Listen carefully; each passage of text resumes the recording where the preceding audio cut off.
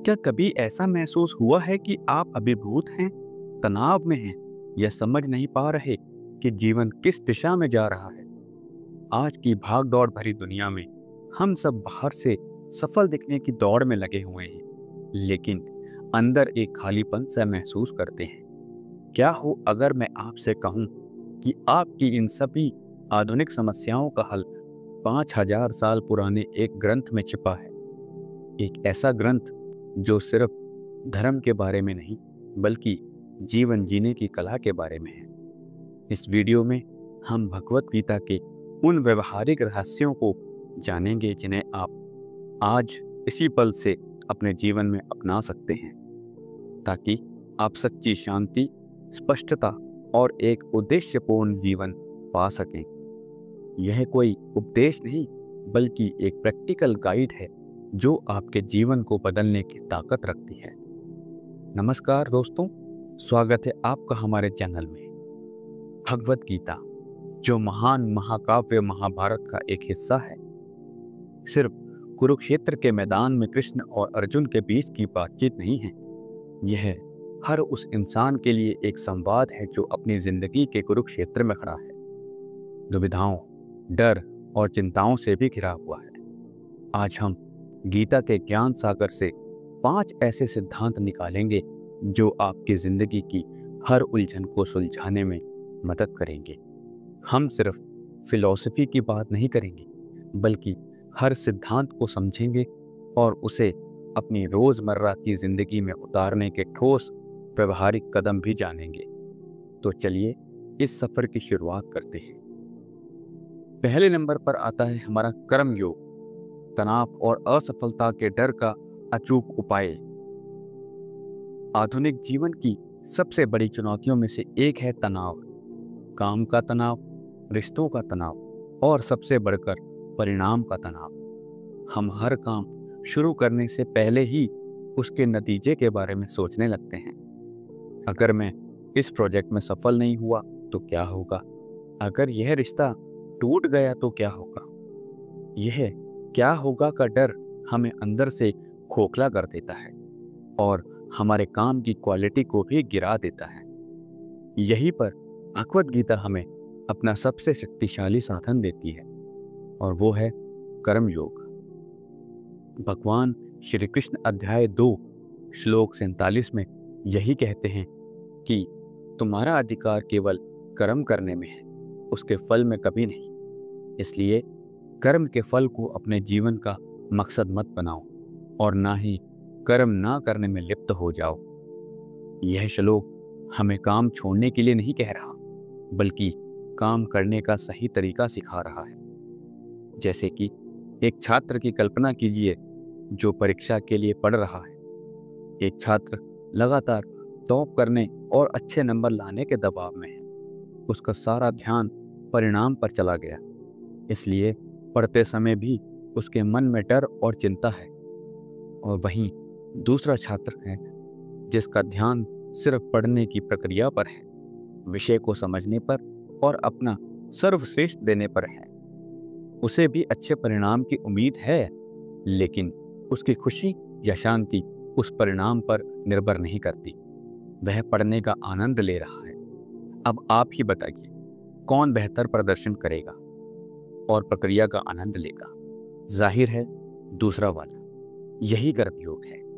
यह हमें फल की चिंता से आजाद करके अपना 100% ध्यान अपने वर्तमान काम पर लगाने की शक्ति देता है। तो हम कर्म योग को अपने जीवन में किस प्रकार उतार सकते हैं? पहला तरीका है अपने कर्तव्य को पहचानें।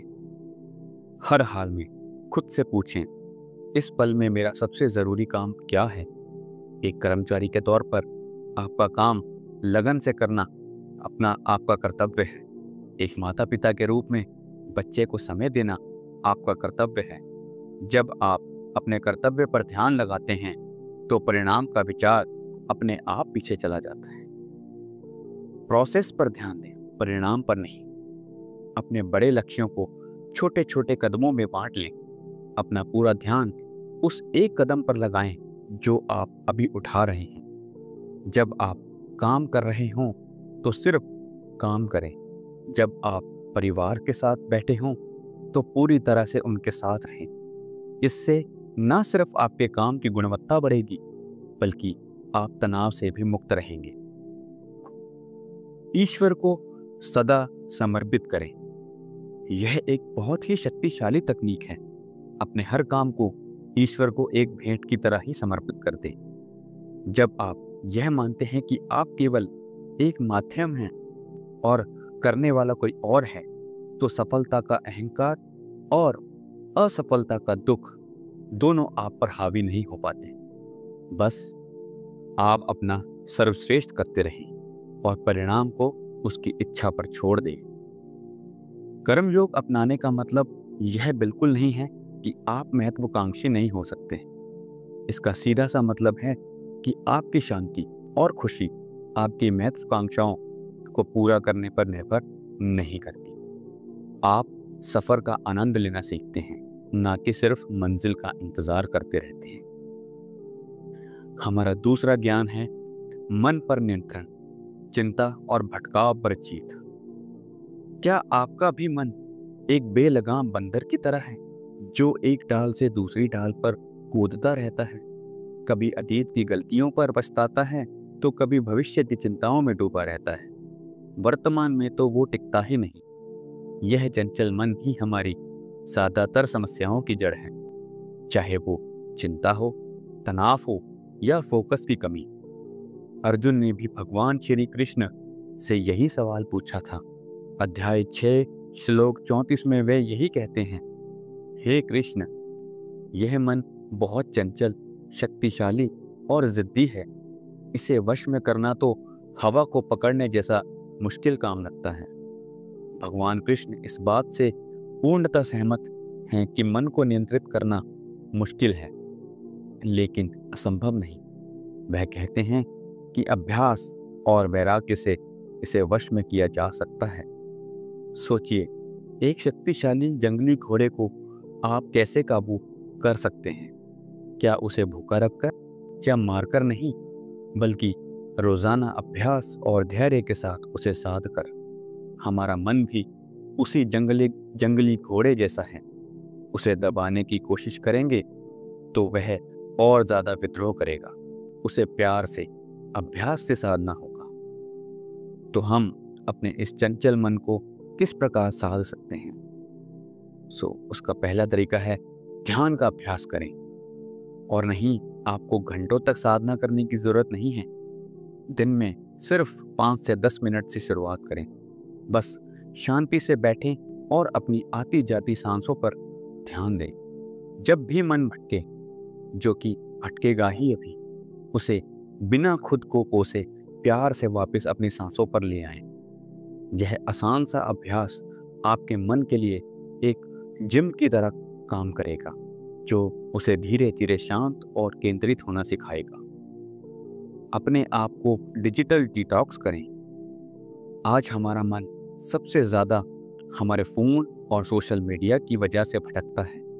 दिन में कुछ समय के लिए, जैसे सुबह उठने के 1 घंटे बाद तक और सोने से 1 घंटे पहले, अपने फोन को दूर रखें। यह छोटा सा बदलाव आपके मन को हैरान करने वाली शांति दे सकता है।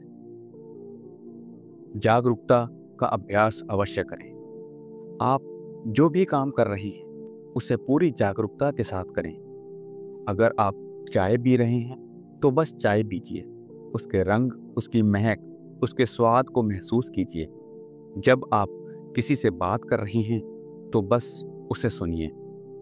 अपने मन को उसी पल में मौजूद रहने की ट्रेनिंग दें। यही वर्तमान में जीना है, जिसकी बात गीता बार बार करती है। मन को नियंत्रित करने का मतलब मन को खत्म करना बिल्कुल नहीं होता, बल्कि उसे अपना दुश्मन बनाने की बजाय अपना सबसे अच्छा दोस्त बनाना है।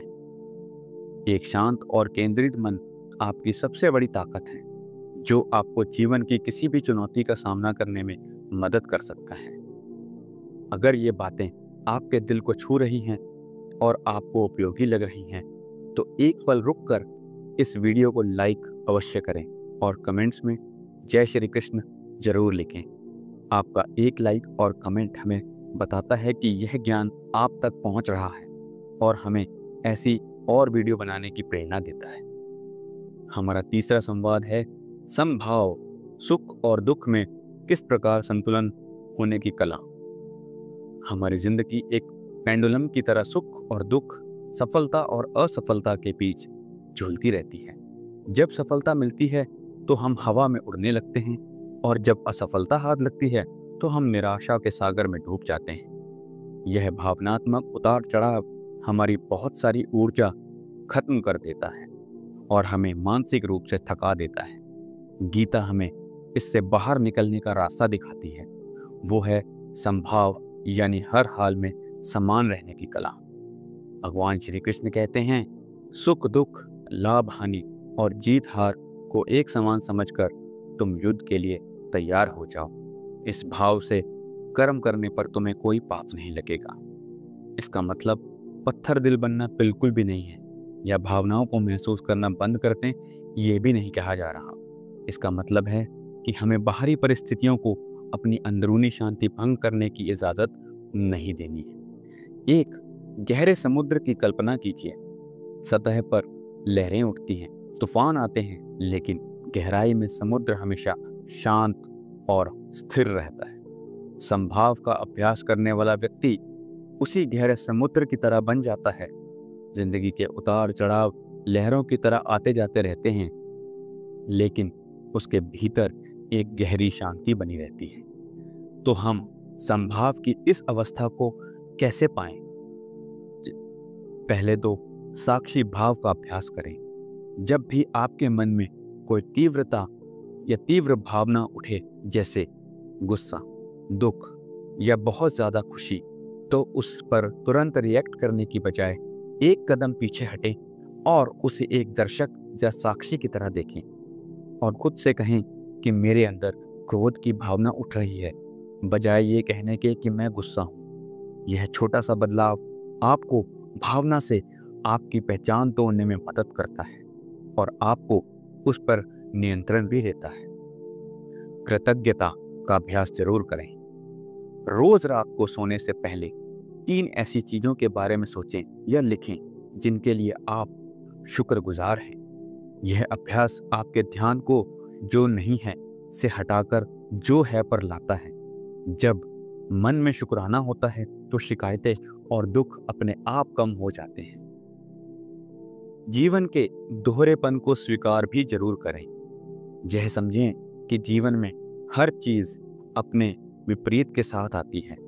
रात है तो दिन भी होगा, सर्दी है तो गर्मी भी होगी, सुख है तो दुख भी होगा। एक के बिना दूसरे का कोई वजूद नहीं। जब हम जीवन की इस प्रकृति को स्वीकार कर लेते हैं तो हम परिस्थितियों से लड़ना बंद कर देते हैं। संभाव आपको जीवन की मुश्किलों से बचाता तो नहीं है, लेकिन यह आपको उन मुश्किलों से शांत और गरिमा के साथ गुजरने की शक्ति जरूर देता है। हमारा चौथा ज्ञान है आत्मज्ञान, अपने असली मैं को पहचानना। हमारे जीवन के ज्यादातर डर, असुरक्षाएं और दुख एक गहरी गलतफहमी से पैदा होते हैं। हम खुद को यह शरीर, यह नाम, यह पद, यह रिश्ता मान लेते हैं। हम अपनी पहचान इन बाहरी चीजों से जोड़ देते हैं। इसलिए जब इन चीजों पर कोई आंच आती है तो हमें लगता है कि हमारा अस्तित्व ही खतरे में आ चुका है। मौत का डर भी इसी गलत पहचान से पैदा होता है। भगवत गीता अज्ञात के इस पर्दे को हटाती है और हमें हमारे सच्चे स्वरूप यानी आत्मा का ज्ञान कराती है। भगवान श्री कृष्ण अर्जुन को समझाते हैं अध्याय 2 श्लोक 23 में कि इस आत्मा को न शस्त्र काट सकते हैं, न आग जला सकती है, न पानी इसे गीला कर सकता है और न हवा इसे सुखा सकती है। गीता हमें बताती है कि यह मिट जाने वाला शरीर नहीं है, बल्कि अविनाशी, अजन्मा और शाश्वत आत्मा है। शरीर कपड़ों की तरह है, जिसे आत्मा एक जीवन के बाद दूसरे जीवन में बदल देती है। जब यह गहरा सच समझ में आने लगता है तो जिंदगी के प्रति हमारा पूरा नजरिया ही बदल जाता है। मौत का डर खत्म हो जाता है, क्योंकि हम जानते हैं कि हमारा असली स्वरूप कभी नहीं मरता। दूसरों की राय, सफलता या असफलता हमें उस तरह प्रभावित नहीं करती, क्योंकि हमारा मूल्य इन बाहरी चीज़ों पर निर्भर नहीं करता। तो हम इस आत्मज्ञान को कैसे महसूस करें? सबसे पहले तो आत्मचिंतन करें। शांत बैठकर खुद से पूछें, मैं कौन? क्या मैं यह शरीर हूँ? क्या मैं अपने विचार हूँ? क्या मैं अपनी भावनाएं हूँ? जब आप गहराई से खोजेंगे तो पाएंगे कि आप इन सब चीज़ों को जानने वाले या देखने वाले हैं, लेकिन आप ये चीज़ें नहीं हैं। यह अभ्यास आपको अपनी शारीरिक और मानसिक पहचान से परे ले जाने में मदद करता है। अहम ब्रह्मास्मि का बोध, यह सिर्फ एक वाक्य नहीं, एक गहरा एहसास है। इसका अर्थ है, मैं उस परम चेतना का ही अंश हूं। खुद को याद दिलाएं कि आपकी असली पहचान सीमित नहीं बल्कि असीम है। स्वाध्याय, गीता जैसे ग्रंथों को नियमित रूप से पढ़ें। इन ग्रंथों के शब्द हमारे अंदर सोए हुए ज्ञान को जगाने का काम करते हैं। आप जितना इनके संपर्क में रहेंगे, उतना ही आपका अपनी सच्ची पहचान पर विश्वास मजबूत होगा। आत्मज्ञान आपको दुनिया से भागने के लिए नहीं कहता, बल्कि दुनिया में एक नए और आज़ाद नजरिए के साथ जीने की कला सिखाता है। हमारा पांचवा और आखिरी ज्ञान है परिवर्तन को स्वीकारना, जीवन के बहाव के साथ बहना। जिंदगी में अगर कुछ स्थायी है तो वो है बदलाव। रिश्ते बदलते हैं, सेहत बदलती है, करियर बदलता है, दुनिया भी बदलती है, लेकिन हम इंसान अक्सर बदलाव से डरते हैं और उसका विरोध करते हैं। हम चाहते हैं कि अच्छी चीज़ें हमेशा बनी रहें और बुरी चीज़ें कभी ही ना आए। बदलाव का यह विरोध ही हमारे दुख का एक बहुत बड़ा कारण है। गीता हमें प्रकृति के इस सबसे बुनियादी नियम को स्वीकार करने की शिक्षा देती है। गीता की शिक्षाओं का सार अक्सर इन शब्दों में समझाया जाता है कि जो हुआ वह अच्छा हुआ, जो हो रहा है वह अच्छा हो रहा है, और जो होगा वह भी अच्छा ही होगा। यह वाक्य में भाग्यवादी या आलसी बनने के लिए नहीं कहा जा रहा, यह हमें वास्तविकता को स्वीकार करने के लिए कह रहा है। जब हम जो हो रहा है उससे लड़ते हैं तो हम अपनी सारी ऊर्जा बर्बाद कर देते हैं, लेकिन जब हम उसे स्वीकार कर लेते हैं तो हम अपनी ऊर्जा का इस्तेमाल स्थिति को बेहतर बनाने या उससे कुछ सीखने में कर सकते हैं। जैसे कि एक नदी के बहाव के बारे में सोचिए। अगर आप बहाव के खिलाफ तैरने की कोशिश करेंगे तो आप थक जाएंगे और कहीं नहीं पहुंचेंगे, लेकिन अगर आप बहाव के साथ बहना सीख गए तो आप कम मेहनत में बहुत दूर तक जा सकते हैं। जीवन भी एक नदी की तरह है, बदलाव उसका स्वाभाविक बहाव है। तो हम जीवन में बदलाव को आसानी से कैसे अपनाएं? पहले तो अनासक्ति का अभ्यास करें।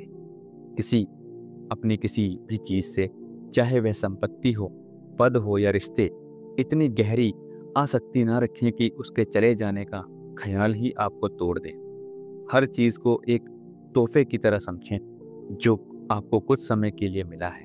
उसका आनंद लें, उसकी देखभाल करें, लेकिन यह याद रखें कि वह हमेशा के लिए नहीं है। नकारात्मक को सकारात्मक में बदलना। जब भी जीवन में कोई अनचाहा बदलाव आए तो उससे लड़ने की बजाय खुद से पूछें कि यह स्थिति मुझे क्या सिखाने की कोशिश कर रही है, या इस चुनौती में मेरे लिए क्या अवसर छिपा हो सकता है। हर बदलाव अपने साथ एक सीखने का मौका लेकर जरूर आता है। वर्तमान पर ही ध्यान दें। अतीत जा चुका है, भविष्य का कोई भरोसा नहीं। हमारे पास केवल वर्तमान का ही पल है। जब हम अपना पूरा ध्यान और ऊर्जा वर्तमान के पल में ही लगाते हैं तो हम भविष्य के बदलावों के बारे में चिंता करना बंद कर देते हैं और जीवन को वैसे ही स्वीकार करते हैं जैसा वह है। बदलाव को स्वीकार करने का मतलब हार मान लेना नहीं होता। इसका मतलब है कि बुद्धिमानी से यह चुनना कि कौन सी लड़ाइयाँ लड़ने लायक हैं और कहाँ बहाव के साथ बहने में ही समझदारी है। तो दोस्तों, यह थी भगवत गीता के 5 शक्तिशाली सिद्धांतों की हमारी यात्रा। कर्म योग फल की चिंता किए बिना अपना सर्वश्रेष्ठ देना, मन पर नियंत्रण, चंचल मन को अभ्यास से अपना मित्र बनाना, संभाव, जीवन के हर उतार चढ़ाव में मानसिक संतुलन रखना, आत्मज्ञान, अपने सच्चे अविनाशी स्वरूप को पहचानना, परिवर्तन को स्वीकारना, जीवन के स्वाभाविक बहाव के साथ बहना सीख। भगवत गीता कोई ऐसा ग्रंथ नहीं है जिसे बस पूजा घर में रख दिया जाए। यह एक लाइफ गाइड है, एक मैनुअल है जिसे रोज पढ़ना, समझना और जीवन में उतारना है। यह हमें सिखाती है कि सच्ची शांति और खुशी बाहर की परिस्थितियों में नहीं बल्कि हमारे अंदर ही होती है। यह बदलाव एक दिन में ही नहीं आएगा, यह एक निरंतर अभ्यास है। लेकिन अगर आप आज इनमें से किसी एक भी सिद्धांत को अपने जीवन में अपनाने का संकल्प लेते हैं तो आप एक ऐसे बदलाव की शुरुआत करेंगे जो आपको एक शांत, शक्तिशाली और आनंदपूर्ण जीवन की ओर लेकर जाएगा। आपको भगवत गीता का कौन सा सिद्धांत आज सबसे ज्यादा उपयोगी लगा? कर्मयोग, मन पर नियंत्रण, संभाव, आत्मज्ञान या परिवर्तन को स्वीकारना? नीचे कमेंट्स में हमें जरूर बताएं। हम आपके विचार पढ़ना चाहेंगे। अगर आपको इस वीडियो से कुछ सीखने को मिला हो तो इसे अपने दोस्तों और परिवार के साथ शेयर जरूर करें जिन्हें शायद इस ज्ञान की सबसे ज़्यादा ज़रूरत हो। और ऐसे ही गहरे और जीवन बदलने वाले वीडियो के लिए हमारे चैनल मोरपंख कथा को सब्सक्राइब करना बिल्कुल ना भूलें। देखने के लिए आपका धन्यवाद। जय श्री कृष्ण।